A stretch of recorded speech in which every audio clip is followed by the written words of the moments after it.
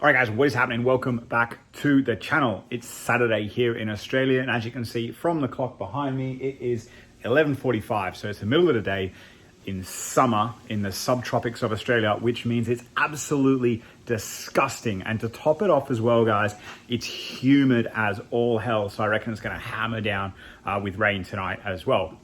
But very exciting, I've finished painting the underside of my Series 2 Escort RS Turbo, and that means I can start putting things back together on the underside. So today what I'm going to be doing is putting the fuel tank in, the rear sway bar, because that fits above the fuel tank, along with some poly bushes, some Super Pro. I think the ones I've got are poly bushes. Going to be fitting the new handbrake cable and also the filler neck for the fuel tank, but I do need to put a repair on that because I did break it when I was taking it out. But all that is gonna happen right here after the intro. So see you then. Now I gotta ride or die.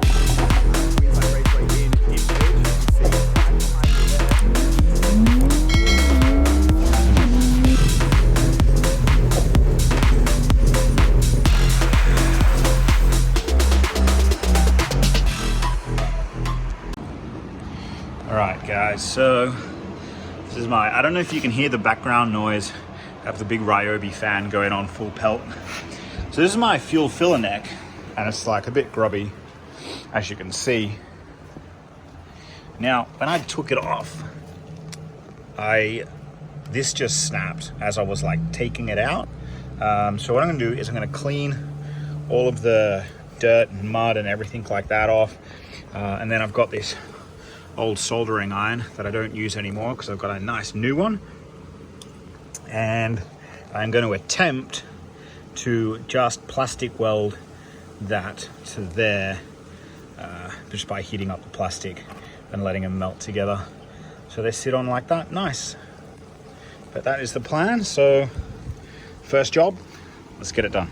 All right, so I'm just going to start cleaning this off. I just started with a wire brush just to get kind of like the bulk of the crap off the fuel filler neck, and then I got a bottle of degreaser. It says wheel cleaner, but it's actually degreaser that I mixed myself because, you know, well, I ran out of wheel cleaner and I needed a spray bottle for my degreaser. So what I'm doing now is I'm just using the soldering iron and I'm plastic welding these two broken pieces together, and all that happens there is you just basically apply a shit ton of heat to the plastic to melt the plastic. It melts and then dries or like cools down even, and it basically welds it all together. Alrighty, so that welded on there now, plastic welded. All I did was just the bit up here, just welded the top piece and the bottom bit of the bracket on this together, and then I just ran a seam of heat around the edge just to secure that in place. It is so hot today. Now, some of you may be thinking, why didn't I just get another one? Why didn't I just get a new one? For those of you that are new here and you don't know, there's 9 of these cars in Australia. A little bit hard to get a new one. I have spent more on shipping to get parts over here than I have on actual parts. Shipping's expensive, so I'm really only shipping over the necessity stuff that I need, like suspension dampers. So yeah, I'm really only shipping over the important stuff that I cannot definitely repair or get here in Australia. But let's fit this fuel filler neck because that needs to go in before the fuel tank, because when you fit the fuel tank on, you have to slide it onto this piece here. All right, so you'll have to excuse me here. I'm just basically messing around for a little bit with the bolts. I had a stack of them labeled fuel filler neck, but turns out I'd put the fuel tank bolts in with the bag that I labeled fuel filler neck as well. So once I sorted that out, kind of went together pretty easily. All right, now that is done, I can get the sway bar on. So just looking for sway bar bushes. All these came from, here we go. Again, all these came from James Hainworth C&J Autos. Fiesta Escort F sway bar chassis. The F would mean front, but they look like rear sway bar ones. to me. Let's keep looking. Put them aside. FR sway bar, 2 chassis. Oh, they're here. They're the front ones, because the front ones are big. So, yeah, steering rack. Rear control arm. Inner control arms, no name, whatever. Super Pro bush kit. Oh, I reckon it is those ones. Alright, along with new bushings, I also have underside rear anti-roll bar, 2 bolts, number 2. Let's have a look.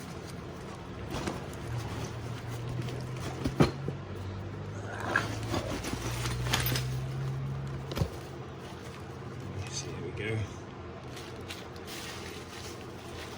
I opened them up to have a look already a while ago. Brand new. I honestly, guys, cannot remember the guy that I bought these off. So if he's here on watching, drop a name below where people can reach you on Facebook. But let's get started. Put in the rear sway bar, which looks pretty cool. It's red. Nice. Okay, so just take the bushings out of the plastic bag, orientate them with the sway bar, and then kind of orientate the sway bar with how it fits inside the car as well. A little bit of silicone grease inside the bushings and on the outside of the bushing where the clamp sits, and we're pretty much good to go under the car. Now, 1, I do know that I'm going bald, and 2, yes, I know there are a couple of bits that I do need to touch up on the car, and I'll be doing that in a later video. I would recommend to you guys, though, if you are doing this yourself, that you definitely put the rear sway bar in before you put the fuel filler neck in, because as you can see, I am messing around here for quite some time trying to get everything to fit. One thing I also did was I also reversed or 180 degree switched the way the bolts plug into the chassis there, because it just makes it easier to go in and out. Now, the fuel tank kind of went in not very easy at all. I was going to say easier than last time, but it really didn't. It's an absolute pig of a job to do, especially when you're laid on the floor. All right, tank is on. That was a fuck about. It's an awkward bit of kit to put on. So my new handbrake cable now come from Burton's.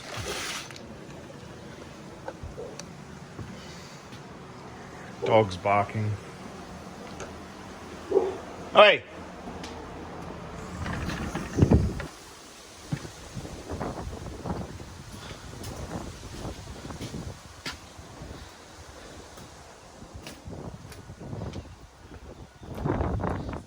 It's me, you dickhead. Hey?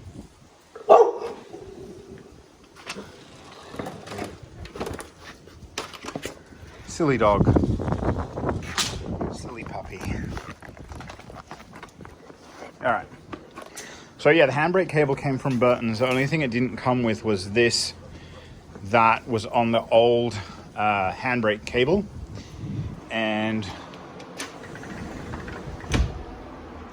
this just secures on with a pin through there. This clips into the floor plan, and then it clips on there on the other end as well.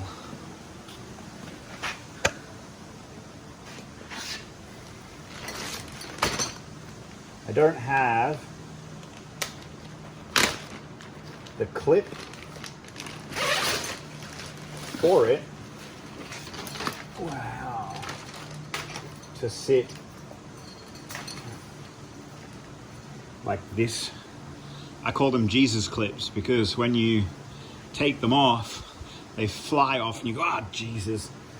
But I think they're actually called C clips. So shove that in. And then we'll push that through. I'll put it in this way so I'll clip it in. I'll leave, this will be the top, so I can clip it in there as the time comes.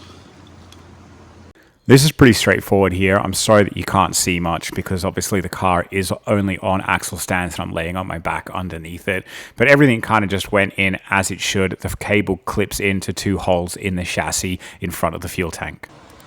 All right. So there we go. Handbrake cable is in. It'll obviously be adjusted once the drums are put on.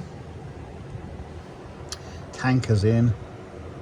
Fuel lines now need to go in, and fuel pump. I do have a new fuel pump cradle that is coming. I also have a new fuel line from the fuel pump to the tank as well. And then I'm going to be making up my own fuel lines to go from the tank, or from the fuel pump even, into the engine bay. What I'm also going to be doing is I'm going to be mounting my fuel filter underneath at the back there as well, because there's heaps of space. Now that I have removed the stock braking system with the balancers and all that kind of stuff, because I won't be going with that, because I'm going with a full custom brake setup. So yeah, I hope you guys enjoyed watching today. I hope you enjoyed watching it a hell of a lot more than I enjoyed making it, because it was not a fun job to do today. But as always, guys, if you're still here at the end of the video, please subscribe to the channel. Massively helps me out, trying to reach 1,000 subscribers before the 1st of January.